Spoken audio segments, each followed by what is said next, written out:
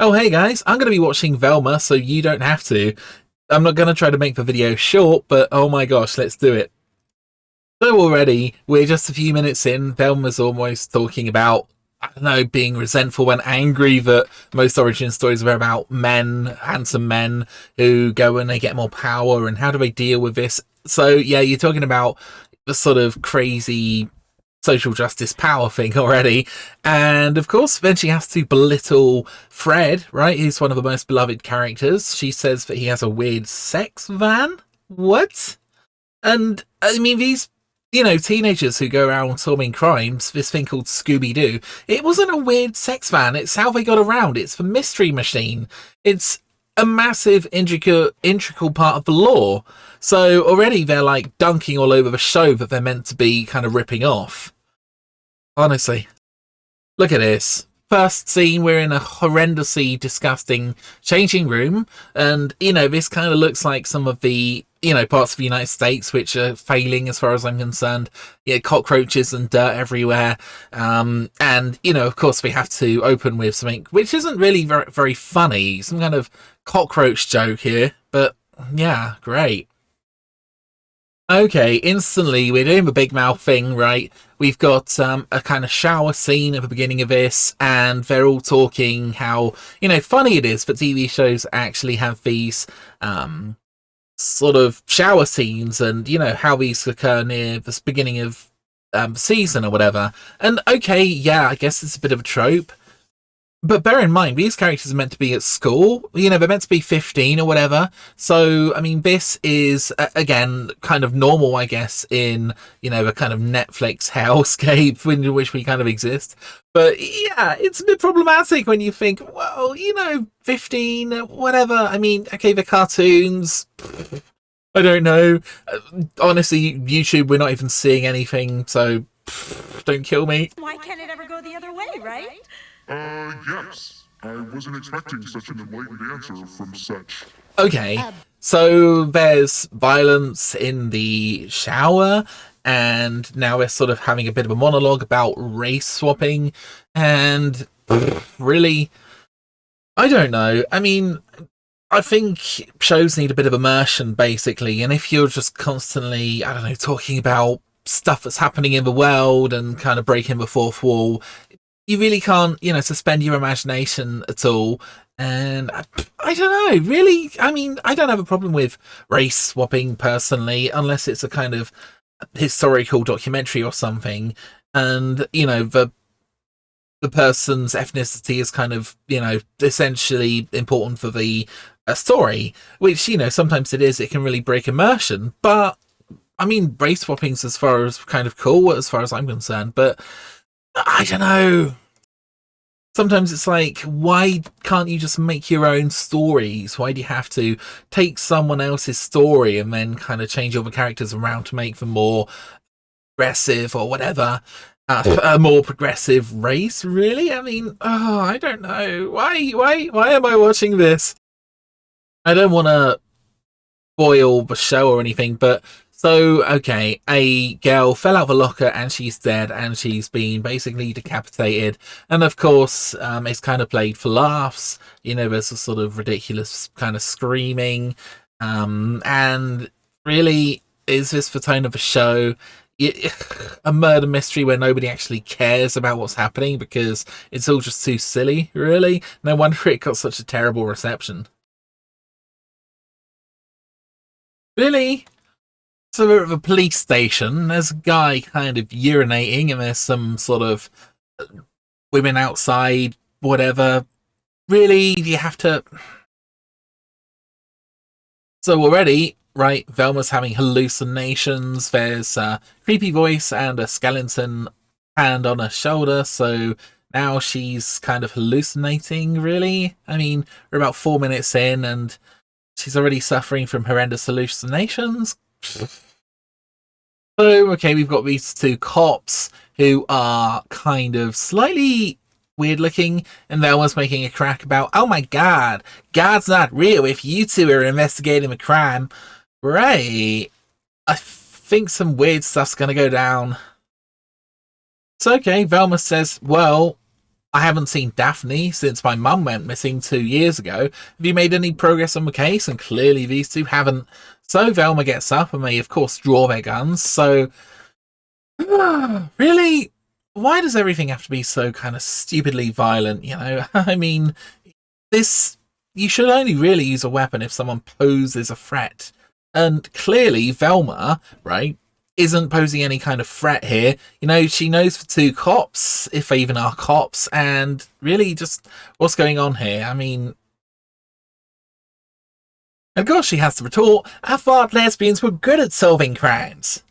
Yeah, sure. I mean, I don't know who this TV show is for, right? I just don't get it. And I don't solve mysteries. Not. She don't solve mysteries. Of course not.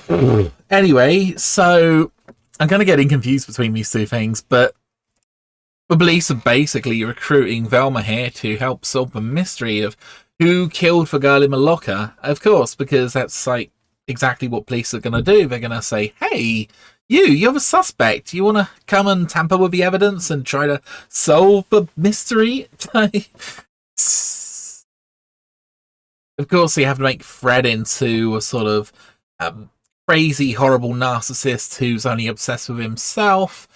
He says hello to... Well, he doesn't even know who Velma is. He's totally self-obsessed. And, of course, they want you to hate this guy instantly, straight off the bat. They're like, wow, this is the white guy, one of those wicked people you need to hate, because look how terrible he is, you know? I don't know. I don't think that the audience is that freaking stupid. And to be fair, I don't think most of the audience really are that racist, to be quite frank. I mean... So, again, Fred describes himself as a sort of a rich guy. He also says that he's extremely rude and that he doesn't recognise anyone who isn't hot. And... yeah, I mean, really, they really want you to hate Fred straight away. And of course, they're going to mock him, belittle him every single opportunity they get. Right at the beginning of this, Velma was talking about, oh, wow, this story is usually about a sort of, you know, handsome, tall white guy who has to deal with getting more power. And, okay, so you've got a lot of American race politics in here. You've got a hell of a lot of anger and resentment. And Velma hasn't smiled or even looked neutral the whole thing, so Velma's just going to be, I don't know, permanently angry and everything else. So not a particularly likable character, not very many redeeming qualities, nothing like the original Velma, of course, at all. I mean, the original Velma was smart and introvert, and I think a lot of people kind of associated with her, and, you know, she sort of wore a, you know, bit of a big frumpy jumper. So again, this is the kind of relatable character, whereas this Velma is just, I don't know, she's always sort of, you know, cracking jokes, and she's very sarcastic and kind of rude. And I mean, I don't mind that, but you kind of need to do it in moderation, because if you do it all the time, it just kind of gets annoying for people. Also, of course, she says, you cheat off me in Spanish because you think I'm Mexican, right? Okay. I mean, we get it. Fred's thick. Wow. I mean, he's not in the show. He's a little bit naive, but here he's just a horrible person, seemingly. They've made him horrible. But it's kind of so over the top. You know, like totally. Of course, Fred and Daphne have to kiss. Because, I mean, that kind of destroys a lot of the show and a lot of the stuff that's hinted at. But yeah, they have to destroy everything that came before. It's one of the four olds, don't you know? So we just have to, yeah, wipe all of it out, man. Just, why not? Just have two of the main characters who have kind of had an attraction but never really expressed it. Just do it blatantly. Why not? Why not? Why not? Why not? Who needs development or anything? So yeah, Velma's having hallucinations, whoop-de-doo, who even cares? Oh my god, I skipped ahead a bit. Daphne came home, and obviously her mum's missing, and now we literally have the waitress lady and Daphne's dad, apparently, eating out of a bin, taking photographs of this pregnant lady, really? Ugh, it's just not funny, and it's just kind of creepy and weird. I mean, Jesus, like, even the baby's kind of posing. What the hell? So Oh, here we go. When a SE girl is murdered in pop culture, we're all like, maybe she deserved it. Really? I mean, can't take this show seriously at all.